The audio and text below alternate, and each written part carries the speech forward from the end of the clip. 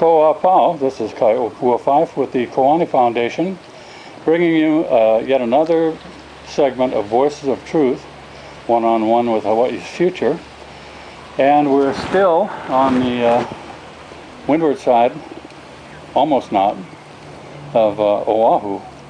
And very pleased to be here today with Anton Krucky. Anton, mahalo for making yourself available. My pleasure. Talking to us. A couple of weeks ago, I had an opportunity to get acquainted with some of the exciting work that Anton is doing here in Hawaii. And it's exciting for many reasons, and we'll bring you up to that. But I might inform you, first of all, that Anton's been here for quite a while. Matter of fact, we're Ohana. We belong to the same Ohana. And you originally started your professional work here in Hawaii. Was that with IBM or? Actually, IBM brought me out here. I'd been with IBM for about 8 years, and then they transferred me to Hawaii to sort of manage. We had multiple operations in the Pacific, and so they asked me to merge them all together and bring them under one operation, which is what we did. And that was about 1986. 1986. Yeah, and that was great for a Hawaii boy that wanted to come home. Right. I thought that was just the greatest. Well, you were originally on the East Coast when you started out with IBM, or? Actually, I started in San Francisco. Oh, San Francisco. Yeah, well, the connection for the Ohana was my mother. Right. And she was training to be a nurse at Queens Hospital. And my father was in the Navy, Pearl Harbor during the attack. Right. But sailor meets nurse, and you know, then they had us. But he got transferred around the world. Sure. And so I had to follow him. So it was great to come home. You were sitting on various boards of various institutions. Maybe you'd like to mention a few of. Sure. You know, I'm very proud of the philanthropic work because it lets you get into the community, understand the community, right. And then it lets you kind of explore how you want to be, you know. Yeah. And then you also see a lot of needs, and that's very rewarding. So I've worked for many years with Chaminade University, the YMCA, recently with Child and Family Service, been with the Red Cross, right. Aloha United Way, also recently Bishop Museum. So many organizations, the medical school at University of Hawaii. Right. And then I sit on 3 corporate boards, Surfco Pacific, which is a local company here, Oceanic Cable, and Farmers Insurance. Very good. And so your current endeavors, actually, which I didn't realize had been going on, you started, was it 8 years ago? Yeah, actually about nine, almost 10 years ago, Tissue Genesis. Right. And that's a very exciting thing. It's a cell therapy company, which that means is we use cells to do regeneration for a person. And in our case, we only use the person's own cells. Right. And so that's sort of the spectrum that we're in. They call it autologous. And we retrieve the set of regenerative cells and adult stem cells from the person's own adipose tissue, which is their fat. And so we've developed some very unique and powerful technologies around that. And we're currently a clinical stage company in the United States, which means we're in humans, and approved in other countries as well. And so how did you go from IBM into this area, this field? Actually, it's even stranger how I got into IBM. You know, I had this great job. I went to the University of Maryland, and I had this great job traveling around the country from college campus to college campus, talking with fellows in a particular fraternity, the alumni, the school. And in the summers, I was a lifeguard. And but then I started interviewing, and I got hired by IBM, much to my mother's surprise. And I was a criminology major in school, and I got hired in IBM to be a system engineer in San Francisco. I'll be darned. And so I moved to San Francisco, started my career there. I kind of moved through. In fact, that was one of the things. When I started Tissue Genesis, my mother went, you know, I really struggled with criminology major, lifeguard, Yeah. And then you became an engineer. Right. And why couldn't you stick with that? You know how parents are. Yeah, why can't you get a real job? Yeah, and so you have that job, and then you think you're doing this IBM thing, and you're in the Pacific, you're back home in Honolulu, Yeah. and whatever made you think you could be the CEO of a biotech company? Right. You know, like, well, Mom, I don't know.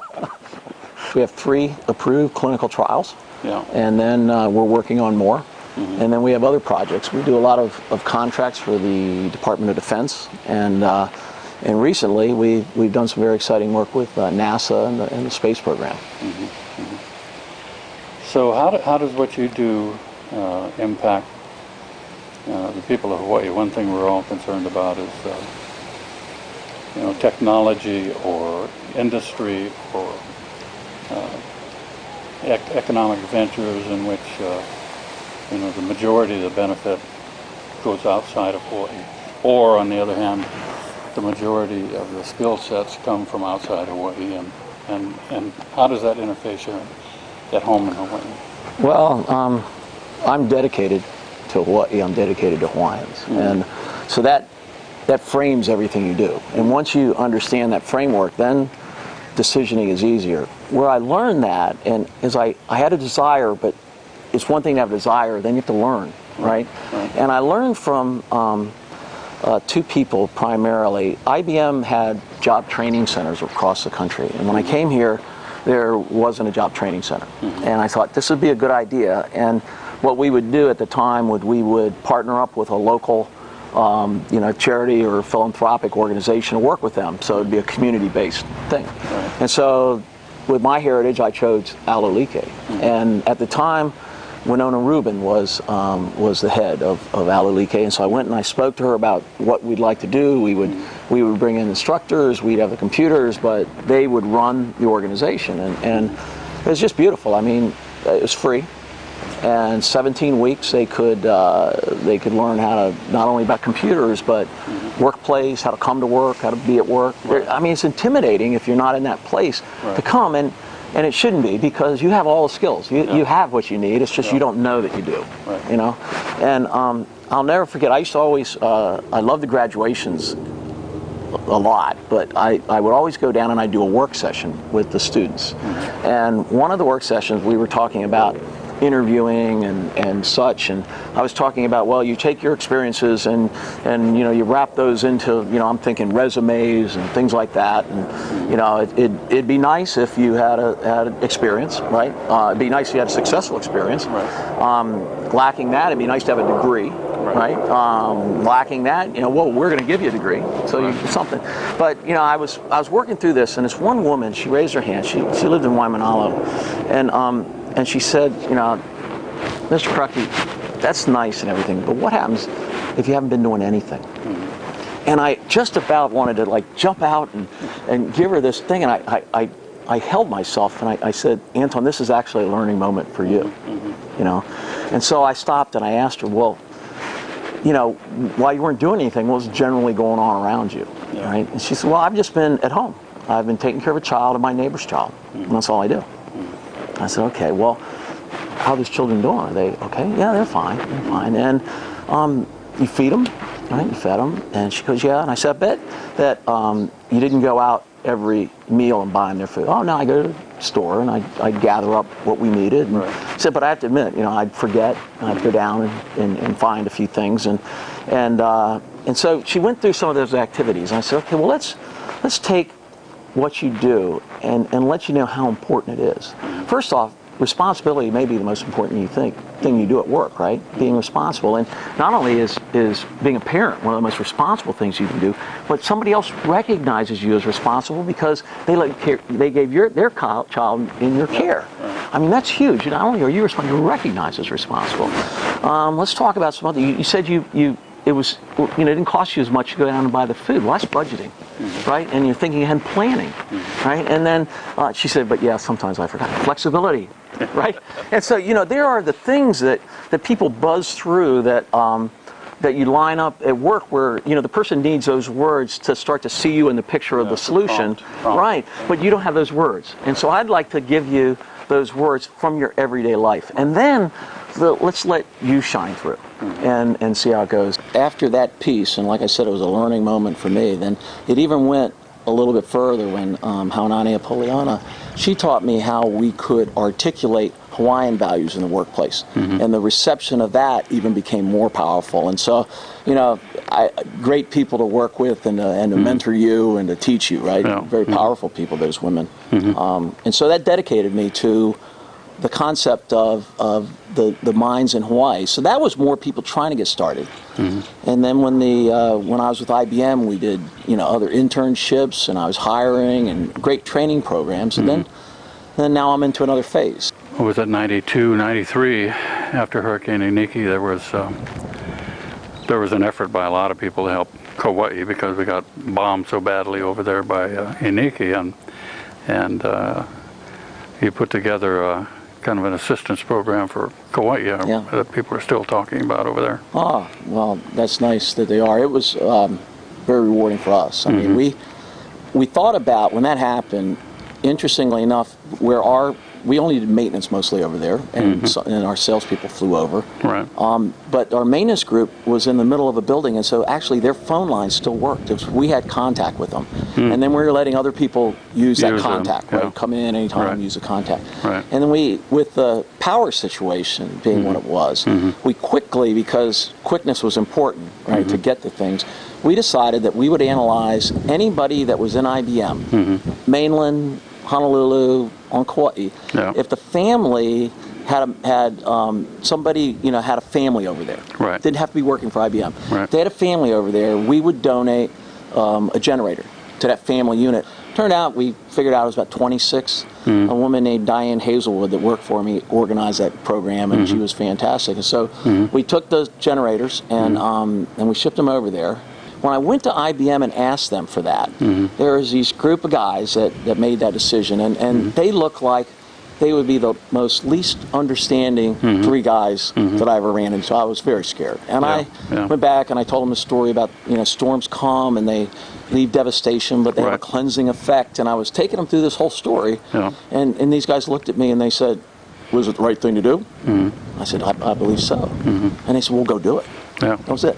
Later, after everyone was pal with them and they returned them, and Sheen left, there's a typhoon in Guam, and we shipped them down to Guam with the same program. And you know, we followed that program up with, this was the other thing those guys gave me the approval for, was we decided that if we put a lab in every public school, not just the ones that were the most damaged, but if we put a lab, A computer lab? all the software, the equipment in every public school, that on average, a child in Kauai would be able to use technology 4 years sooner than they would have on average. Otherwise. Yeah, in working with the DOE, we did that. And so first we had the first strike response, but the follow-on response were I think 12 labs at the time. I think there were 12 schools that we had there to do that with. So, you know, very supportive.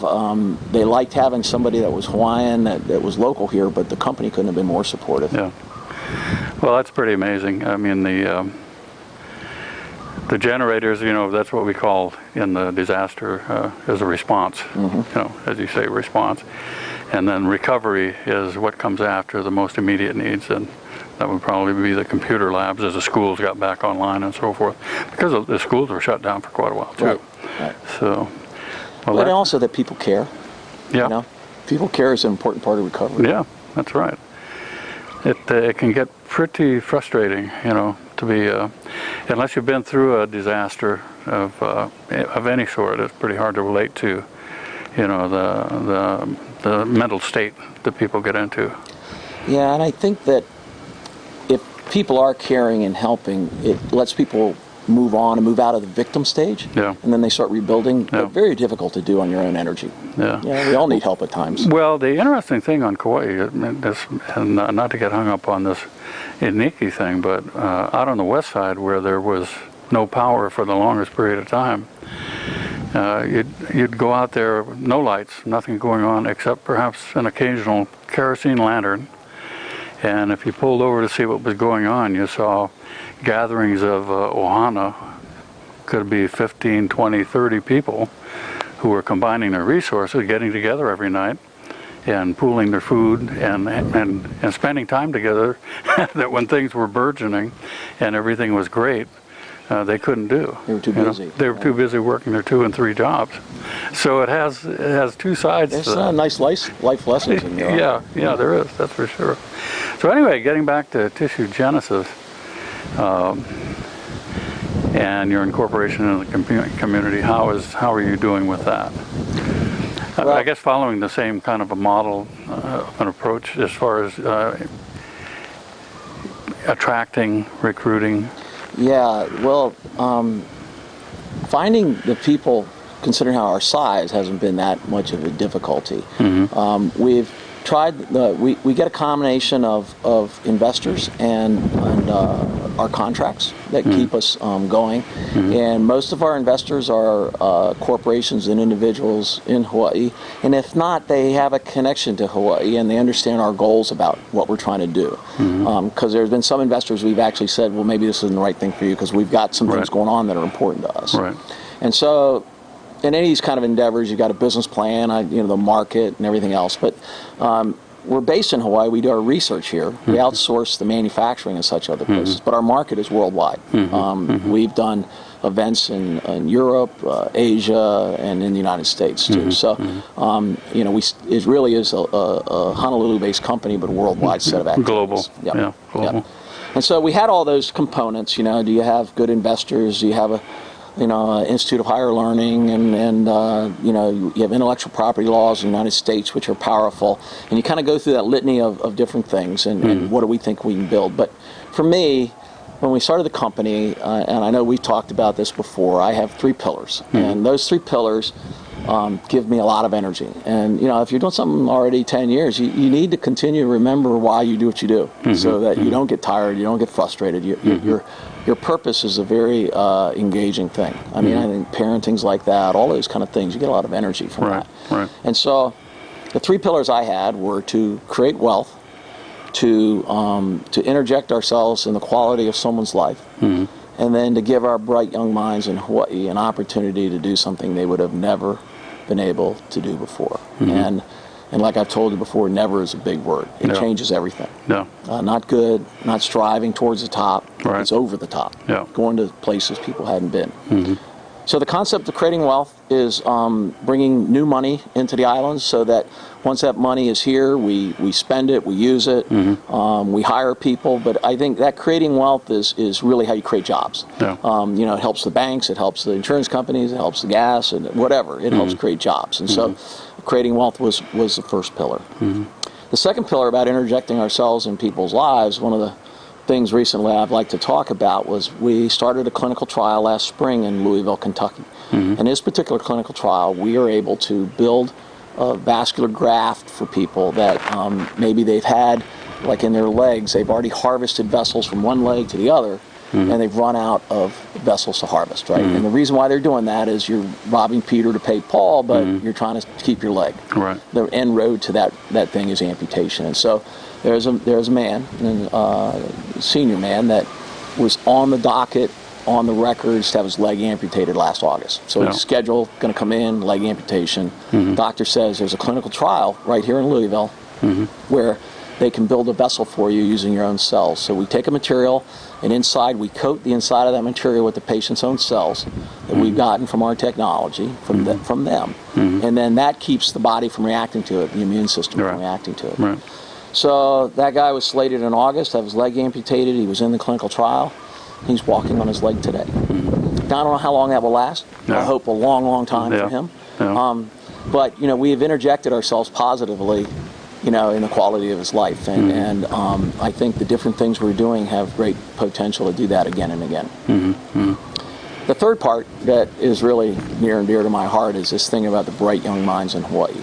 I think it's important that we service struggling folks, and I'm always willing to do that. But I think we also have very bright young minds here, and that also is our future. And we need to find ways to capitalize on that and utilize that. And so last summer we were chosen to be the key experiment on the last space shuttle. And so they had been studying degeneration in space, and what that means is there are different signals that cells get from each other that tell them what to be, what kind of tissue they should be, how strong they need to be. Right. And one of those types of signals is the proximity of the cells, how close they are.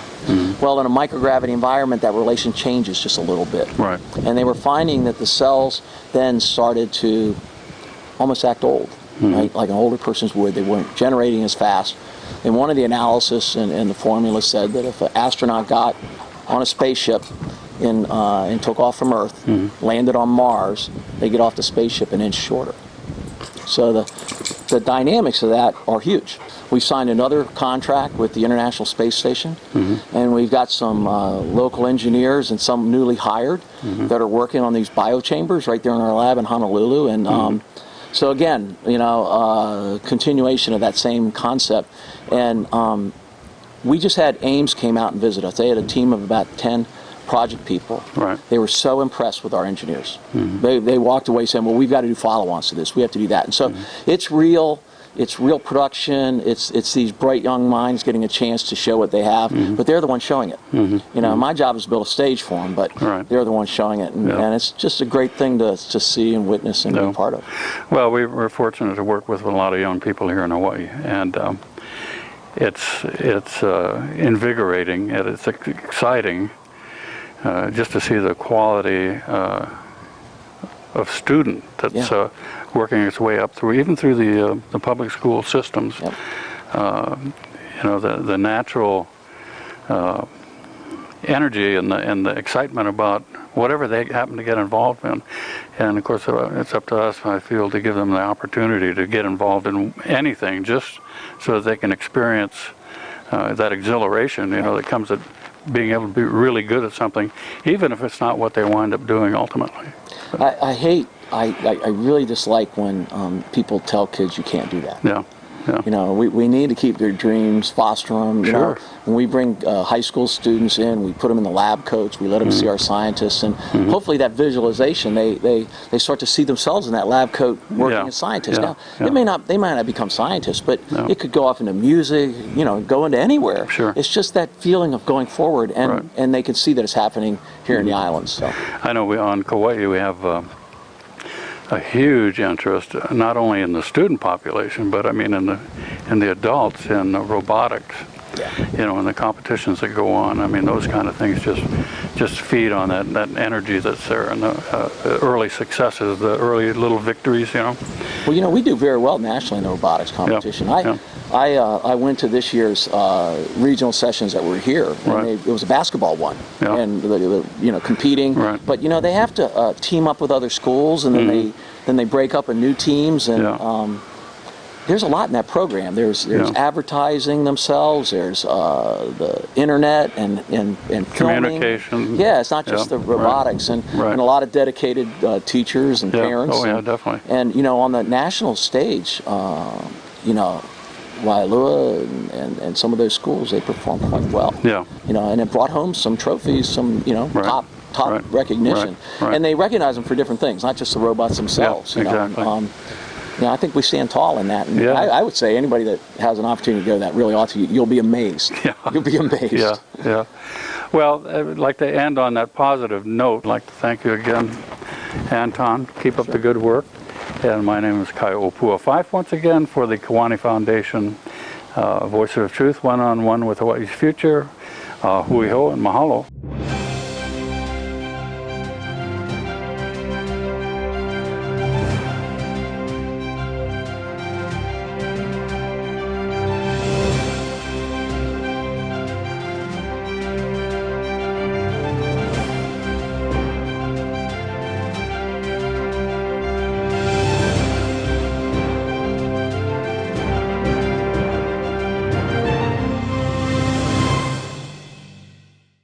Mahalo for watching Voices of Truth one-on-one with Hawaii's future. Watch us on the web 24/7 at voicesoftruthtv.com. You'll find all our shows, including this one, in case you want to see it again or share it with family and friends. Also view our weekly video commentaries at freehawaiitv.com. And check out our blog, published daily, at freehawaii.info. It's all part of the Free Hawaii Broadcasting Network.